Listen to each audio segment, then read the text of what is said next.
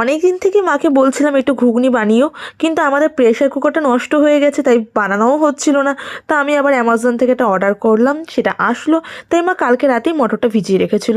একটু দেরি করে রান্নাঘরে আসাতে দেখছি মা অলরেডি ফোড়ন দেওয়া শুরু করে দিয়েছে কড়াইতে, আর মশলাটা পেস্ট করে রেখেছিল।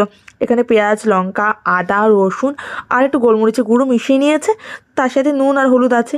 আর আমি যেহেতু খুবই মাংসাশী, সমস্ত রান্নাতে একটু মাংস ছিটে ফোটা থাকলে আমি স্যাটিসফাই। তাই মা এখানে চিকেন ঘুগনি বানাচ্ছে। চিকেনটা দিয়ে দিল, যে পিস পিস করে রাখা বোনলেস চিকেন ছিল, তার মধ্যে খানিকটা ধনে গুঁড়ো দিয়েছে। আর এই ঘুগনিটা সত্যি অসাধারণ লাগে খেতে। আলু আর মটরটা আগে থেকে সেদ্ধ করে নিয়েছে আর এটা দিয়ে দিয়েছে। আর আমার প্রচণ্ড খিদেও পেয়ে গেছিলো জানো তো, ওই জন্য মাকে বললাম তুমি পরে নামিও পুরোটা রেডি হয়ে যাওয়ার পর, কিন্তু আমাকে একটুখানি দাও, ট্রাই করে দেখি কেমন হয়েছে।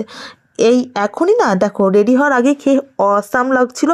খুব ঝাল হয়েছে, আর গরম খাবার আমি একদম খেতে পারি না। একদম ফুটন্ত কড়াই থেকে দিয়েছে তো। তো মা এখন আটা মাখছে, আমি একটু রুটি খাবো, রুটি দিয়ে ঘুগনি বেশি ভালো লাগে শীতকালে। ময়দা রুটি ছাড়া আমি আবার খেতে পারি না, ওই জন্য ময়দাই মাখছে। আর এতক্ষণে আমাদের ঘুগনি হয়ে গেছে, খুব সুন্দর কালার এসছে। আর এই দেখো, রুটিও মা বানিয়ে ফেলেছে খুব তাড়াতাড়ি। আমার মা কিন্তু রুটি বানায়।